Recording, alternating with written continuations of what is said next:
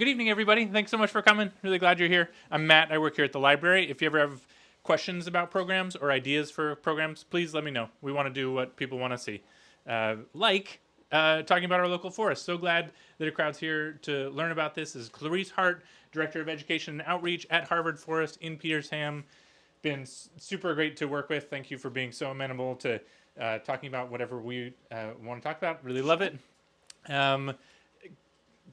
We are, in case you're upstairs this week, we've got some construction going on. We're getting rid of some carpet, revealing some beautiful old wood floors. Services should continue just as normal, so don't be afraid to come in while that's going on. And without further ado, Clarisse Hart. Thanks. Thanks, Matt, and thank you so much to the library for inviting me. I was just telling Matt earlier, this is the kind of thing that makes my job fun. I've been working on a grant to the EPA for like 2 weeks straight, and my eyes are almost crossed from that, and instead I get to actually talk about forests to people who are curious and excited, instead of wondering if they should give me money, so it's good. So my name's Clarisse, and I'll introduce myself a little bit, and I'll introduce the forest a little bit, but I'm really here to talk about the things that are on this list, and the many, many things that we've learned at Harvard Forest since 1907 when we were founded. I can't tell you everything that we've learned because you can imagine that 120 years, you learn a lot of things. But I've sort of broken it down into the highlights, hopefully. So this is the view that I see when I take our about 120 guided tours, usually of university students, but high school students, all kinds of conservation professionals. We take them up this tower to see Harvard Forest and to look east toward Wachusett. These are a couple of the research towers that we have. So sometimes I think it's important to just remember the view from above and not just the view that we see here. There's all kinds of things going on at all different heights of the forest. And everything that's going on up here we can forget about a little bit, but when you get up there and you realize, wow, there's just this sea of trees doing a bunch of work, it's a pretty amazing reminder. So Harvard Forest is in Petersham, about a half an hour from here. How many of you have been to Petersham? Cool. How many of you have been to Harvard Forest? Great. How many of you have heard me talk about Harvard Forest? Great. Okay. So first I just want to contextualize Harvard Forest for you. Harvard Forest is the most intensively studied forest in the world.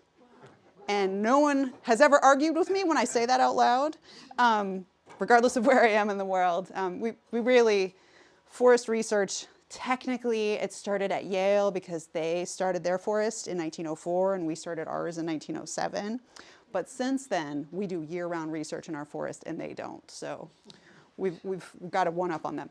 So if we look at some national networks of ecology and all kinds of research science that happen, Harvard Forest is a hub for the entire Northeast in a lot of these networks. And so the Long-Term Ecological Research Network is a big National Science Foundation network that's been going since the 80s. We are one of the northeastern sites, but we have some neighbors, right? We have Hubbard Brook up in New Hampshire, we have a coastal site, we have an off-coast site that's all in this network taking some of the same measurements.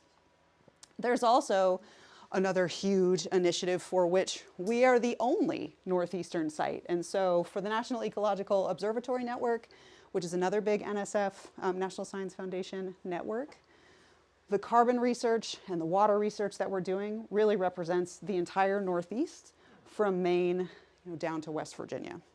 And then again, for the Forest Global Earth Observatory, which is an international network, the plot that we have here really is representative of our whole region. So Harvard Forest research is obviously very specific to Petersham, but we do the best that we can to extrapolate it for these much larger networks. So we can talk about kind of how that works if you'd like. So a little about me. I grew up in Tennessee. I was raised by my wonderful, amazing immigrant grandparents, one of whom was in a prison camp during World War II as a teenager, one of whom grew up in Puerto Rico cutting sugarcane and tobacco. So the fact that I became a Harvard scientist and educator is very bizarre, and it's like a testament to education is all I can say. So it's been my life goal to pay it forward to people, to other people, to be able to get into science if they want to, because it was only because people pulled me up into science that I made it here. So this is me in Puerto Rico studying spiders, which was my first love, and it's how I got into science. And I became one of the 3 spider experts on the East Coast, which is a long story that I won't go into here.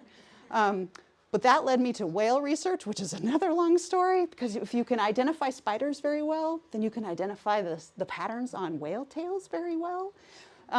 So I did whale research on Cape Cod for a long time, and that's what got me really interested in humans and how humans interact with scientific knowledge and how humans can create change, but only if they understand the science. And so I went to Emerson to study kind of science communication and creative writing, which seems like a strange choice. My family was thrilled because they're a bunch of musicians, and they were like, yes, science is so weird. Can you please write a poem? And I'm like, yes. So I have done a lot of freelance magazine writing. Then I went to UMass for a PhD. I started thinking about firewood as a heat source and started a firewood bank, which is like a food bank in Petersham, but for firewood. And now we have many of these around the state, and I run a national network now with federal funding to support firewood banks, like food banks. So I ended up leaving the graduate program because of this wonderful person. So I had a child in 2017, and she's now 8 and amazing, but I'm all set with graduate degrees. She is my graduate degree, and I feel good about it. I also work a lot with the local Nipmuc tribe, of which there are several bands, and a huge part of my work is to be authentic in those collaborations and not just be like, let's talk about science, but only in the way that I want to talk about science. So for years, we've just been kind of working together on the land and co-mentoring students and writing grants together, and that has been really important work both for me and for the forest. So Harvard Forest, these are some of the organizations and agencies that fund us. We have about a $5 million a year operating budget and a staff of about 45. I'm the only full-time educator. We have a couple of other part-time educators. There are a lot of scientists, obviously, and we have a really amazing woods crew of 5 people that build towers and clean the buildings and manage 32 miles of roads. It's really an amazing thing on the 4,000 acres. And then we have administrators that help us do our work as well. It really takes this whole team of 45 people to make all of this work go. So these are some examples of the work that we do in education. So this is standing up on that tower that you saw the view from earlier, talking to a group of students. This is a group of high school students collecting data at Harvard Forest in trees. And then this is our summer research internship program, where all of you NMH students should think about when you're in college, because it pays like $8,000 for 11 weeks of awesome independent work in the summer. So consider it when you're in college. Okay, so Harvard Forest has changed a lot since 1907. Here's the faculty and the students of Harvard Forest in 1907. Here's the faculty and the students of Harvard Forest in 2025. So this, again, is our summer research program and all of our amazing mentors who help do that work. The land of Harvard Forest has also changed. Some of you who may have seen some of the publications that come out of Harvard Forest, we think a lot about the past and how it informs the future. And this is a view of Petersham from the late 1800s, so not quite 1907. This is a bit older than Harvard Forest. But this is what that same view looks like today. And you can see kind of the hills in the background. That's how much the land has changed since Harvard Forest started. So the forests have grown back. We've also had a hurricane in 1938. There's been so much that has happened at Harvard Forest since the beginning. And a big part of what we do is really try to sit with that change, understand the changes that have come before us, and then try to predict and cope with the changes that are coming ahead of us. Okay, so the title of this talk was, What Lessons Have We Learned? I picked out 3, so I'm just going to give you a spoiler of what they are. You can't predict the future without knowing the past. Another way to say that is you can't even understand the present without knowing the past. So for example, how can I understand this forest if I didn't know that this happened 100 years earlier? You can't. This leaves a legacy, this leaves a trajectory that lasts for centuries. And there are many such trajectories that have been happening for thousands of years in the forest. Okay, so we'll dig into this a little. Can't predict the future without knowing the past. There are many factors changing in the forests in our region, and they interact in surprising ways. So we'll talk about what that means. And there's a wild frontier beneath our feet. Soil is the coolest, which I didn't know before I started working at Harvard Forest. Okay, I don't know why that moose is, sorry that I did that. But okay, so here's the different tracts of Harvard Forest spread out, 4,000 acres in the town of Petersham. The Fisher Museum is up there in the Prospect Hill tract. But I wanted to show you some of the landscapes. So the Tom Swam tract includes Harvard Pond, which is absolutely beautiful. It's where I've done some pitcher plant, carnivorous plant research. It's where we also have an experiment where we replicated the 1938 hurricane, but didn't, in 2 acres, but didn't salvage the logs to see how does the ecosystem respond? Like what kind of hurricane changes did the ecosystem evolve with without people kind of going in with skidders and logging everything? Not that it's a bad thing to log, but it's a choice and you're leaving some complicated legacies when you do it. The Harvard Farm used to be the Petersham Country Club, the golf course, which I swear we did not steal from them. It went out of business. They sold it to us because we are adjacent to them. There's a conservation easement on it. It has to remain open land. So now we partner with local farmers to put cows on that land. And we study how the intensity of grazing affects the vegetation and soil carbon. We also have a very large biodiversity experiment that's gone in with 17,000 baby trees that got planted to see how they grow kind of in different groups, which we'll talk about in a second. This is the Sims tract where we study the impacts of the hemlock woolly adelgid, which is an invasive pest that I'll talk about, and where we have just lots of wild, beautiful areas with moose. And then the Slab City tract is this whole area which we just want to be wild. Just let it be whatever it is. No research, just let it be what it is. Okay, so this is another, like, I need your input. What is changing in our forests? You can look at some of these clues if you want to. So we're going to talk about what are the drivers of change in this forest. So what's changing? Land use. With the lingo, I like it. Okay, land use. So how humans are using the land, whether they're conserving it, whether they're cutting down trees a lot or a little, all kinds of ways to think about land use. What else is changing in our forests? Disease. Yep, disease and kind of invasive pests.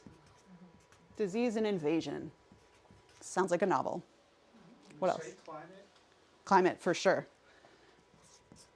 Okay, so you guys just did the 3 drivers of change that we write about in all of our grants. That's them. And they're very complicated, and the way that they interact is very unexpected. Sometimes it's expected. Things like if you know that there's an invasive pest that is a cold-limited species, an insect that doesn't like the cold, obviously when winters get warmer, it's going to be able to move further north. That's expected. But there's other things that are unexpected that we'll talk about. Anything else that's changing? What are some of the very specific factors that you might want to look at? Things like water. What else? Will you talk about vernal pools at all? Yes, I will happily talk about vernal pools. So that's just sort of like the water story. We'll do that. Storms. Storms, huge change. So that's part of the climate story. The forest itself is growing. Yes. So forest, I'm going to say succession because the forest is always sort of going from one state to another. I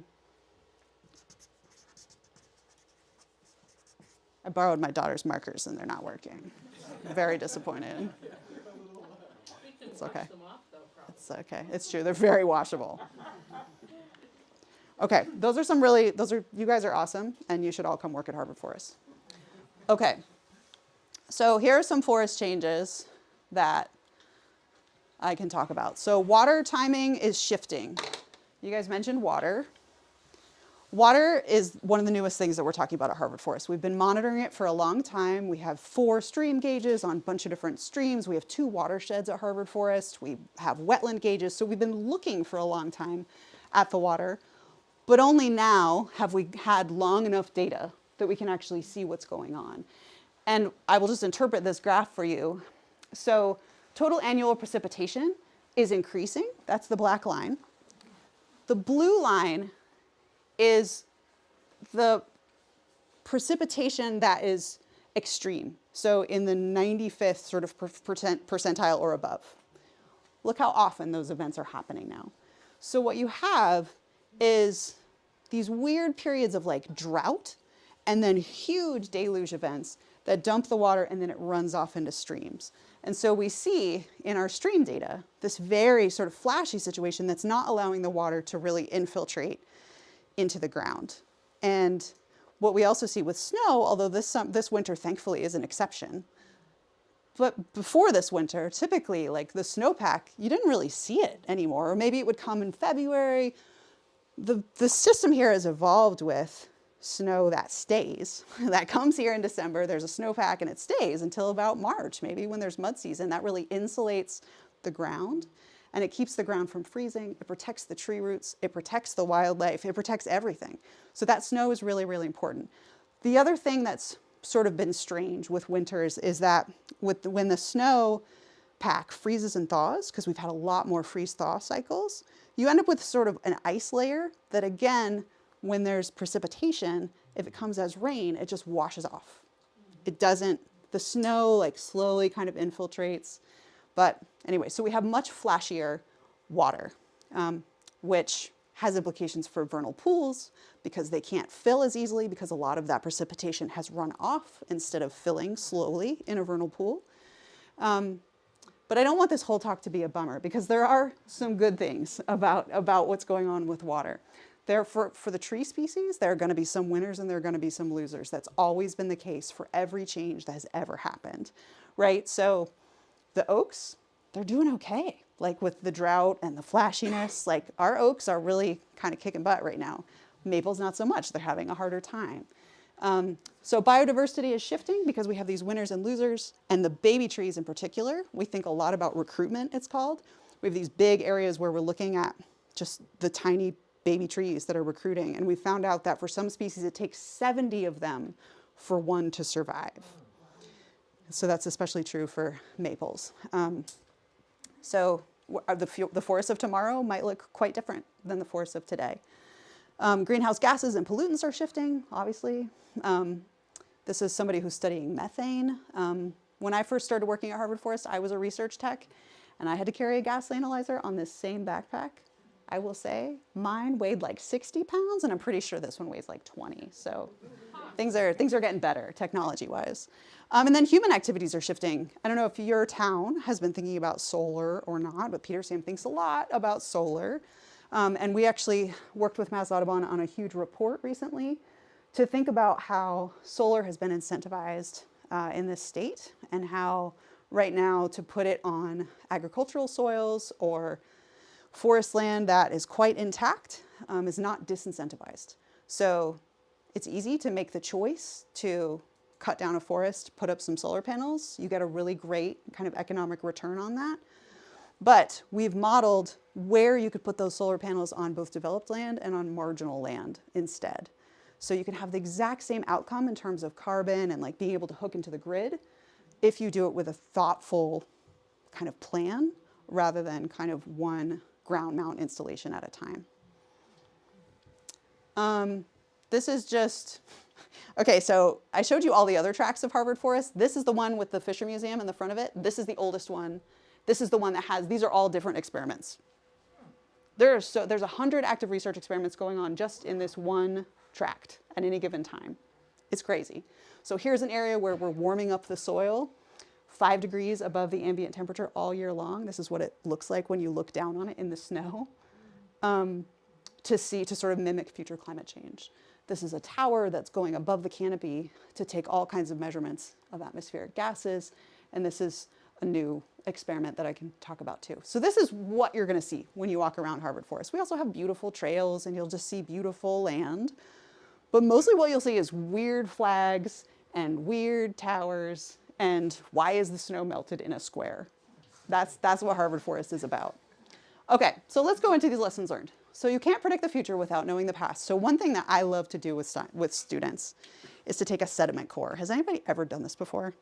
Okay, so especially in the winter, this is the easiest in the winter. You go out to a lake, anybody, if you've done ice fishing or something, and you get an auger. This is better in like a pond, something that's shallow. You get an ice auger, and then you get a core, and you have to put it down like 10 feet at least. And you come up with mud. But then you keep going and you keep going. And by the time you get down to the 10th foot, you end up with this weird, like silvery, it looks almost like mercury. And that's glacial till from when the glaciers were here, 12,000 years ago. So you can go down and you can, every year, there's been a layer. I don't know if you can see kind of the like layered effect here, but every year there's been a layer of something, of pollen from all the trees have been releasing, you know, all the pollen that gets on your car.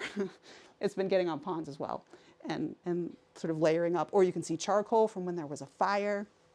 So we can see the amazing past. We can see times when like 5,000 years ago, all the hemlocks disappeared for like 1,000 years. Why? We don't know. But we can learn from it because all the hemlocks are in trouble right now because of an invasive insect. So like, what does their recovery look like? What are some of the sort of spatial dimensions of that recovery? At Harvard Forest, I told you I worked with a lot of indigenous groups. So we made this trail with the Nipmuc. If you haven't been to Harvard Forest lately, I hope that you will come do the Manchac-Monexit Trail. It's about a 1/4 mile. And it has just like a series of questions, and it's kind of embedded in the colonial landscape. So it's embedded around the stone walls and things. And it's reminding you that history started before 1750, right? 1750 wasn't the start of anything important. There were plenty of important things that were happening before. So it's asking questions like, when did this place become known as forest? Which seems like a simple question. But if you really think about it, I don't know, 12,000 years ago, this was a tundra. And then the spruce trees came in. And then everything was trees. Do you call it a forest if everything is trees, or do you just call it home? And then you call the things that aren't forests something else. So anyway, lots of like really important questions to ask yourself on this trail. And the other thing that we study is tree rings. And so, whoops, there's the tundra. Come on. Never mind. Okay, so this is a study that this group is doing out of our tree ring lab.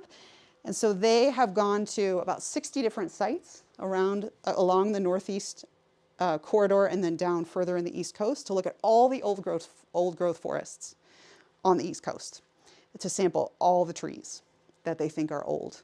And they're like spidey sense crazy people about old trees because it's hard to tell an old tree. But if you walk through the woods with them, they're like, that's old. That's probably 500 years old. I'm like, what? It's kind of small. They're like, look at the moss. Look at how it's just like a telephone pole and it doesn't have a flare. And I'm like, okay, yeah, sure. But then you core it and it's like, it is very, very old.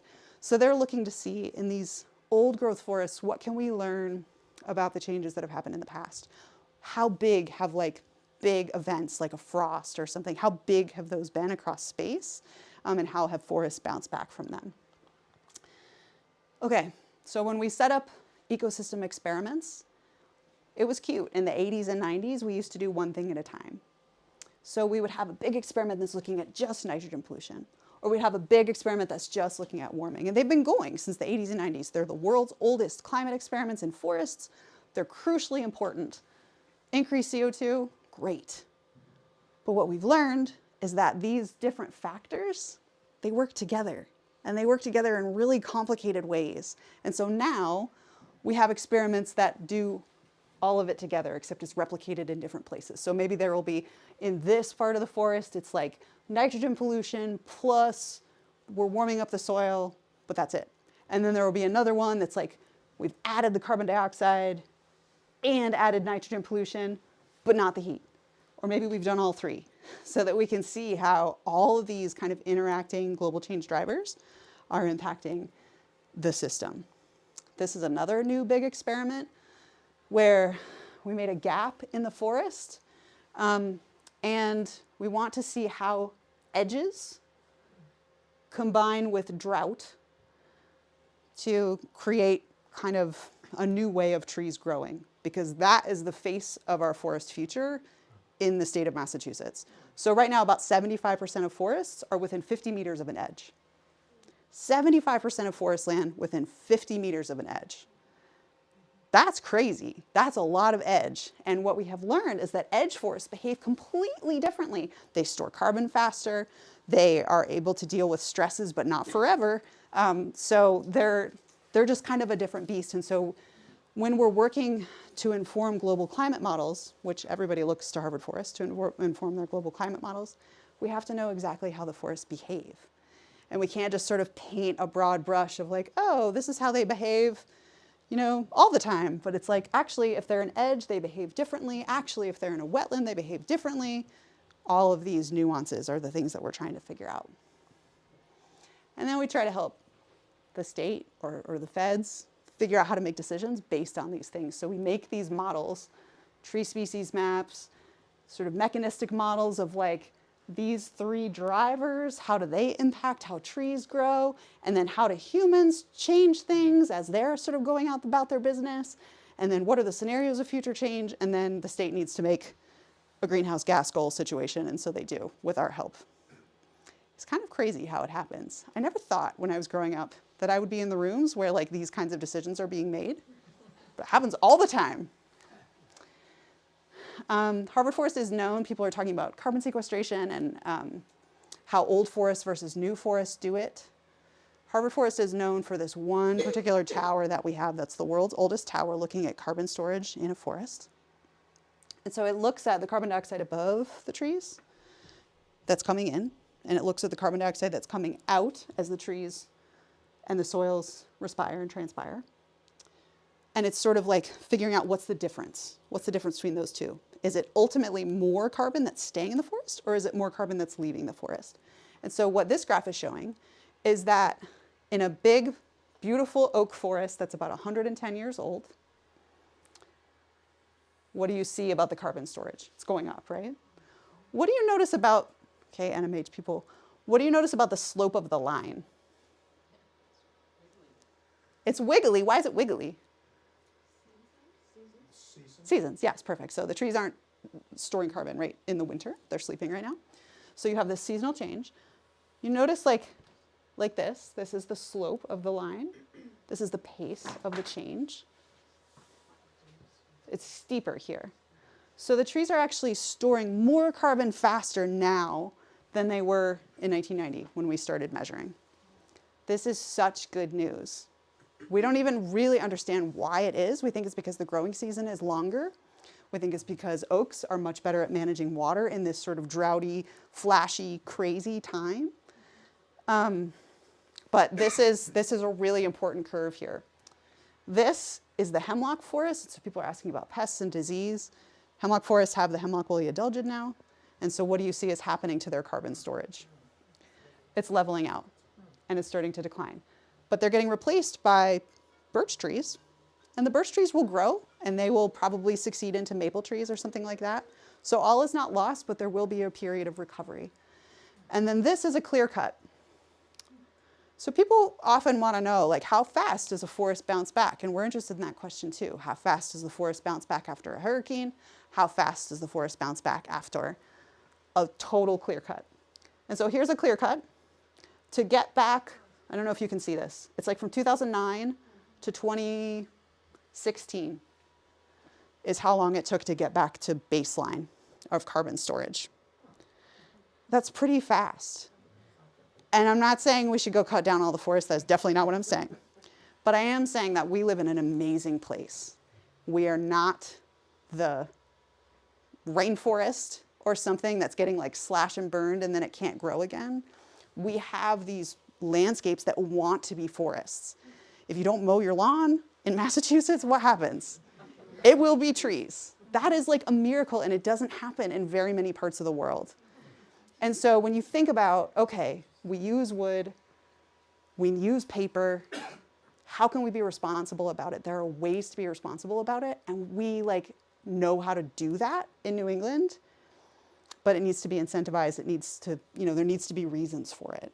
So people ask me a lot, you're an environmentalist, you really care about the environment, how, we should never cut down trees. And I'm like, we use wood and we're really good at growing trees in this ecosystem.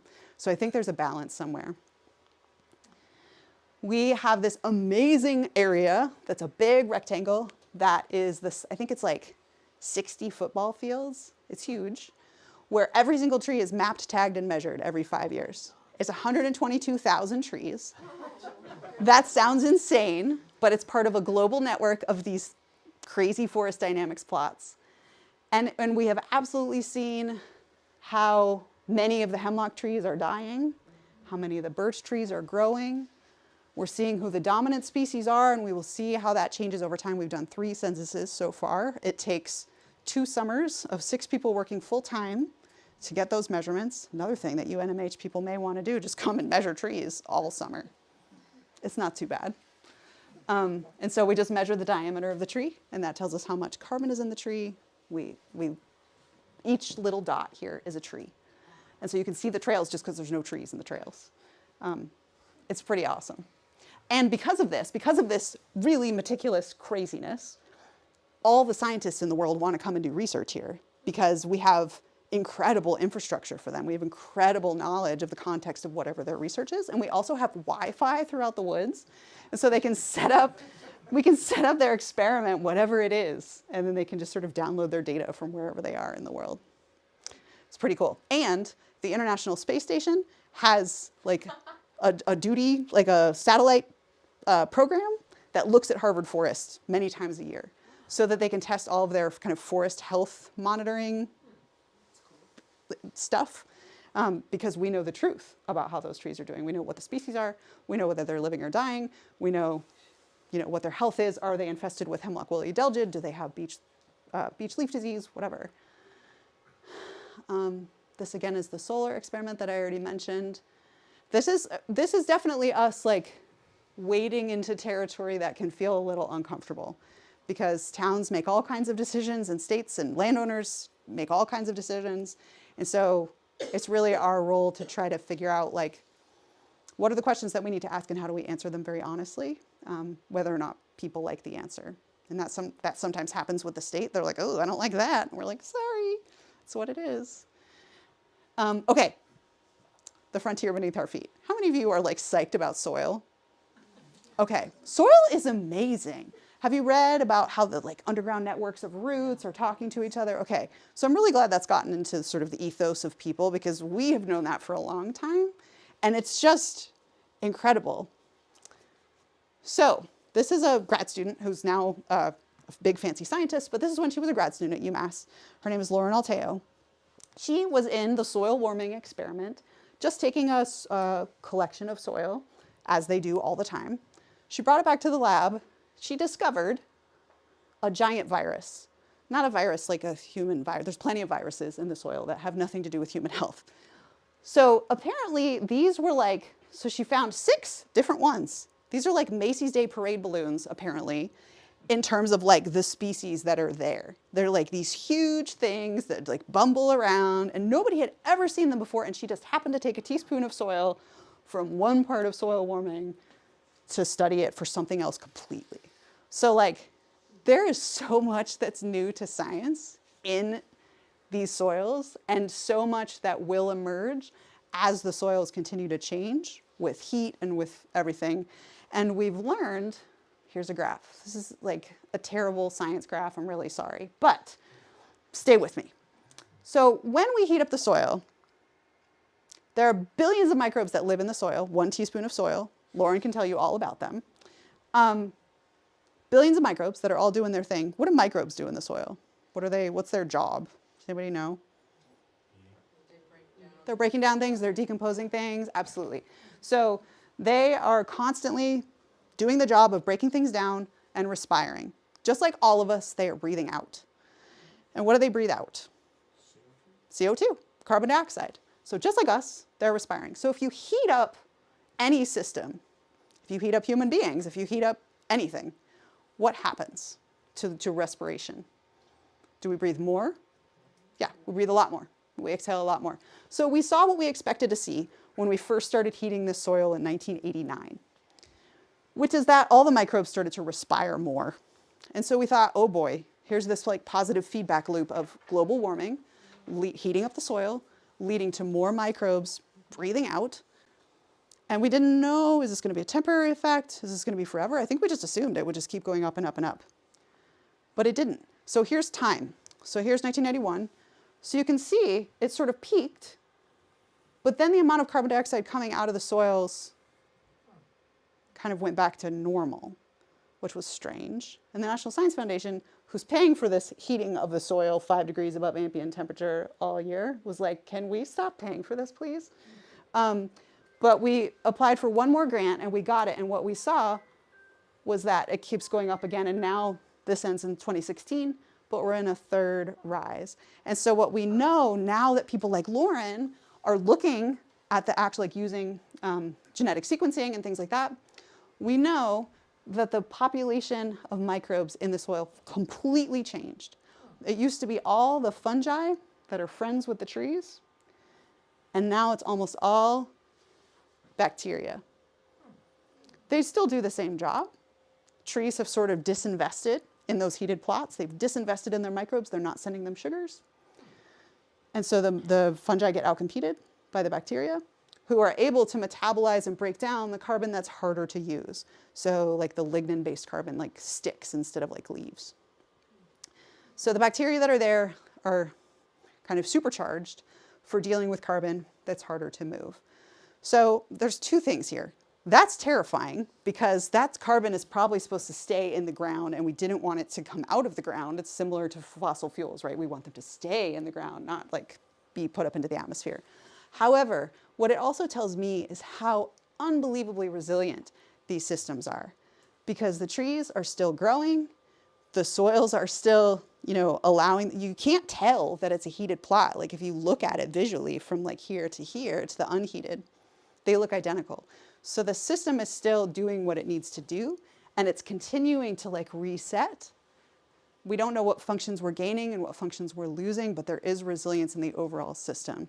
So it's like, it's always kind of two sides of the coin, right? It's like, ooh, that seems not good. It seems like a not good change, but also it's still surviving. So, okay, so those are the lessons learned. Oh, I just have to say one more thing. So when we restarted this experiment with the overlay of like nitrogen pollution and all of those other overlays of global change drivers, what we found was that the trees don't take up nitrogen anymore. So it's like if it's just the warming alone, the trees are fine, they still take up nitrogen, but if it's like nitrogen, if you add nitrogen and heat, then the trees are like, nope, we're good. We don't want the nitrogen, so they don't grow as fast, they don't store as much carbon. And so it's like the way that these global change drivers interact is always a surprise. And when we set up these experiments, we never know what we're gonna see. I also just love our K-12 program, so I'm gonna tell you about it for a minute. Okay, so we have a part-time K-12 coordinator, and this is all the schools that she works with. It's unbelievable. So they're all collecting data from 3 different experiments that use the same methods that we use, except in their own schoolyards. So we train the teachers, we bring them to Harvard Forest for free, obviously. So if you know any teachers in Northfield that might be interested in this, tell them to come on down. We'll pay for everything. Oh, and now we have ones in Georgia, and we're about to go set up some in LA. And so we study climate change, invasive insects, and land use change, and so do they. And they're collecting data in their schools, and that's what it looks like. And we also do all this work with teachers so that they can get trained up on the ecology behind all of it. That's one of our teachers coring a tree, going on like the long, all up and down the East Coast tree coring thing that I told you about. And they produce all kinds of amazing data. Teachers come in and they don't know anything about data. No offense to the teachers, like why would they? But like you have these 5th grade teachers who are just killing it, like with data, with the 15-year data record from their school. They're like, let me show you my graph. I'm like, yes, I want to see your graph. It's really beautiful. And then we have a lot of programs for university students, obviously, not just from Harvard, but from everywhere. And our interns, NMH people, our interns all, like so many of them go into environmental careers because we try to stay connected with them and support them on their journey. We have a lot of courses and internships. That's a big part of my job. So that's my presentation.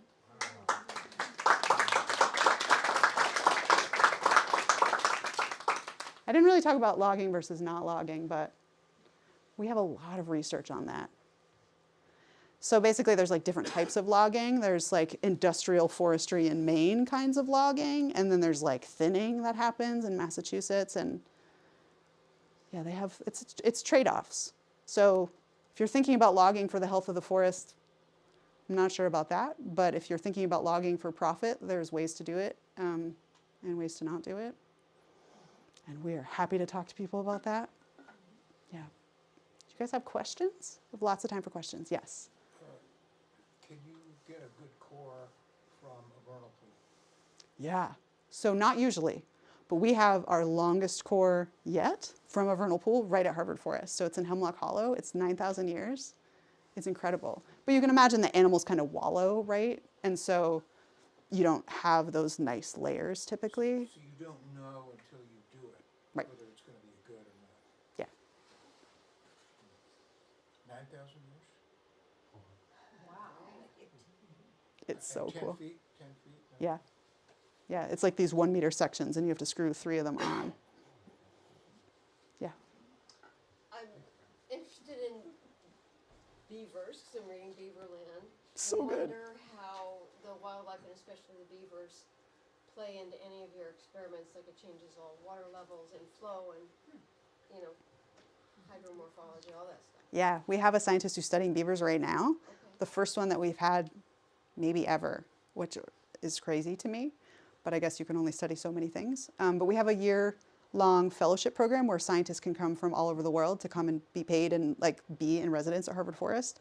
And so the lady who's studying both beavers and coyotes right now is amazing. Her name is Lisa Brooks. She also wrote the book Our Beloved Kin, right? She's amazing. She's from Amherst. So she's studying beavers and coyotes right now. What we mostly study in terms of ecosystem engineers are moose and deer. So somebody asked about deer earlier. So we have these experiments where we've set up like big exclosures. It's not like it's a very common design, but we've set up 20 by 20 meter, very tall exclosures that keep out moose and deer, and some that have a 2-foot gap so that deer can climb under, but the moose are still excluded. And you compare the vegetation that grows inside versus outside. And it really does, like, especially in a newly cut area, it looks like a lawnmower has gone through in the areas that moose and deer can get to. And what we've learned from that is, yes, moose and deer are ecosystem engineers, but they also have dietary preferences. And so you can actually really understand between the things that they like to eat best, like cherry trees, and the things that are resilient or not resilient to browse. So like maples really don't like to be browsed. Oaks are kind of okay with it. So there's tree vigor that interacts with the browsing of the animals that then leads to forest composition that you end up with. So you might end up with a lot of white pine because deer and moose don't really like to eat them. Yeah, so that's what so I wish that we could do more with beavers. Somebody should come and do beavers. Anyone can do research at Harvard Forest, anyone.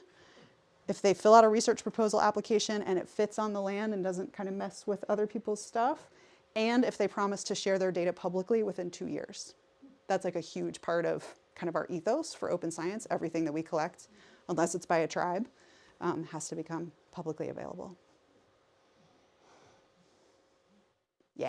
You showed a slide with the dominant species in Harvard Forest. Yeah. And I'm curious if you know how that compares to here. We've got some pretty great wildlife corridors here. Is it just the same? It's pretty comparable. Okay. Yeah.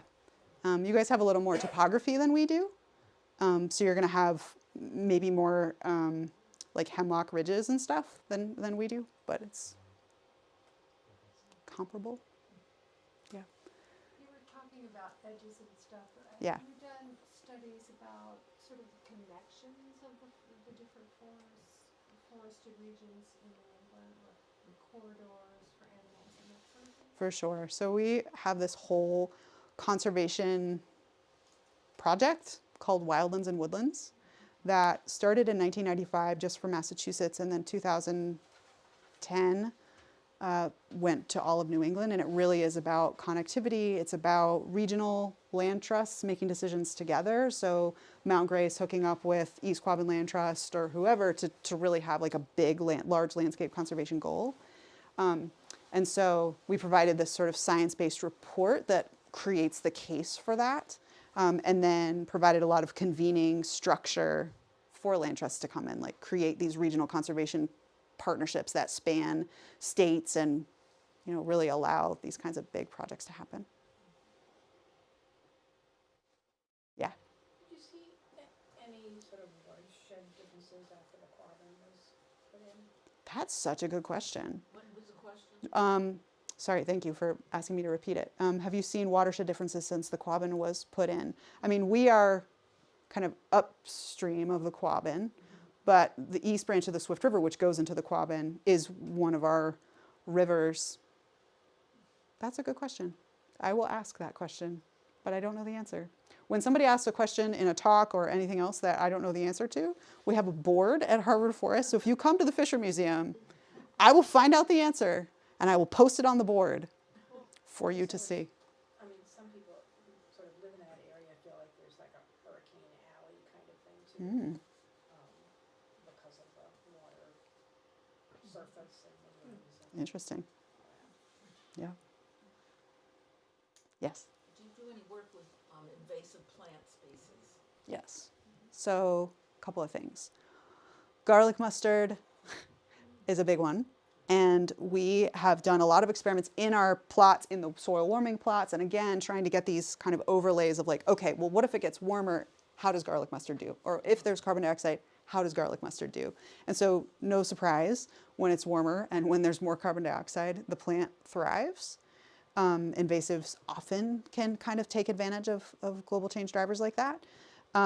Funny story about the garlic mustard though, it took a lot to get it to establish. And we had this whole protocol about how to not let it get out of the bounds of the experiment. We're gonna cut the flowers off. It kept dying. And so we had to baby it. We're out there watering it all the time. We also, so ragweed, which is an allergenic plant, we had an experiment which was looking just in a greenhouse in increased carbon dioxide atmosphere, and the pollen became more allergenically potent and more abundant. I would say we don't study every invasive plant in this very mechanistic specific way, but we also have just a lot of conversations about invasive plants because we're often doing something in the forest that, cuts down trees or changes the temperature or something. So that you're going to have an ethical responsibility for whatever happens with the plants. We try to be good neighbors and not inflict a bunch of invasive plants on people just because of the ways that we're manipulating the environment. Yeah, and then I also have, I work with indigenous tribal folks and with students who think a lot about invasion as a very complicated sort of construct, right? So these are newcomers to this place, these plants and insects who didn't ask to be brought here and are now trying to live, trying to thrive in the way that they know how. And so we put a value judgment on that, of course, because we love our native species and they're intact ecosystems that we really rely on. But at the same time, how do we sort of respect the personhood almost of the species that got brought here? It's an interesting thing to think about. And so one of my students is working on a year-long project thinking about knotweed right now. And on the reservation of the Nipmuc, we did an experiment where we were looking at knotweed and a culturally important plant that I won't name here, just whatever, because it's their information. But the culturally important plant, even when it was just completely overrun by knotweed, is doing fine. It's not different than the controls. So I think it's easy to cast plants as bad, but we're not looking at the individual relationships that we are trying to cultivate. So there's a lot there. And most of the people that I work with are you're crazy. Can we please get rid of the invasive species? But I'm come on guys, let's think about this. Yes. Are there any specific types of research going on at the Slab City tract, which is left wild? Is that being studied? No. So we do have plant surveys. That's it. That's it. Just sort of see. No interventions. Nope. Doesn't matter if a big tornado comes through here, it's just going to all fall down. And The measurements, the basal areas, Yeah. stuff like that? yeah, Is that, we've got enough data from that to compare it to managed areas? for sure. Yeah. And what does it show? Well, That's a good question. So there's lots of different study plots that say lots of different things. But on average, I mean, the basal area of an intact forest that is old, and Slab City's not that old, but an intact forest that's old, the basal area, you're never going to be able to compete with that carbon, right? So like once a forest is 100, 150, 200 years old, no growing forest is going to be able to match that. Like you just can't. And so what we have seen, especially with our towers and stuff, is like, look, this aging forest is growing and storing so much more carbon than the younger trees could, even though the way that forestry and silviculture is sort of like the ethos of it is that the younger trees are more vigorous and storing more carbon. And it's more nuanced than that. Yeah. I wonder why that story keeps being propagated. I wonder too. For sure. I think it's an easy story to want to be true. And again, like if you have particular goals to make wood products, which we use, okay. But like do it thoughtfully. Don't just do it everywhere, right? And don't do it in the old places. Yeah. Yeah. I'm pretty shook up about this fungi and the bacteria thing. Yeah. I mean, we studied how the whole soil is fungi and the symbiosis with the trees and how wonderful nitrogen fixation. And you're saying that when it warmed up 5 degrees, bacteria took over and viruses took over? Okay, but not viruses like bad. So there's viruses everywhere always. No worries. But yeah, the dominant sort of actors of the system, the decomposers, became bacteria, not fungi. And the fungi do have this like, I'm relying on the trees to get me what I need. The bacteria don't need to do that. They're fine. So, Goodbye fungi. well, I hope not. But it may be not all trees, not all fungi are mycorrhizal fungi, right? There's plenty of fruiting bodies that are just their own thing, not, yeah. I feel better. Thank you. You're good. You're good. I'm a fungi lover as well. I know when I heard that result, because we have the small soil warming plots where they're just like 6 meters by 6 meters, which you saw the picture of, but then they had another version of it that's like 30 meters by 30 meters, so they could really see what was going on with the trees. Because with the smaller plots, you can't, because the roots of the trees are in all different plots. But yeah, that was the main finding. It was like, this is a thing that's happening. Yeah. On that note, is anyone looking at if you reduce the temperatures go back down, is there recovery? For sure. So not in situ, people aren't doing that. Although we did just turn off that 30 by 30 meter plot, so you can better believe that people are in there like looking at the ecosystem and seeing how it responds. I do think that's an unusual situation that like warming would be reversed so quickly, but still worth looking at. And people also take the critters back to the lab, like the soil cookies we call them, or soil brownies. You take them back to the lab and then you see how they're doing. And what we have found is that the ones that are in the warming plots, the microbes, if you give them a bunch of food and you sort of compare them to the same species of microbe that's been in the control plot, so hasn't been heated for 30 years, they behave really differently. So they've actually like evolved, like the species have changed in their functionality based on bajillions of generations, because 30 years of microbes generation is 2 weeks. So many generations have like made them behave differently. Yeah, yeah. Talk about what's happening with the ash trees and the beech trees. Sure. But then I'll end with a bummer. So the emerald ash borer is an insect that can take out ash trees pretty quickly, but the beech leaf disease takes them out even quicker. So I don't know what the situation is in Northfield, but in Petersham, we just got beech leaf disease last year, and like there's totally defoliated. Like I don't even know how many beech trees we're going to have this year because they were almost completely defoliated last year. So here's a cool Harvard Forest thing. So trees, they have bank accounts of carbon. And so like as they're kind of making their food and growing and things like that, they're also putting away carbon for a rainy day, for if they lose a branch and they need to regrow that branch, or if they need to refoliate because a bug eats them or something.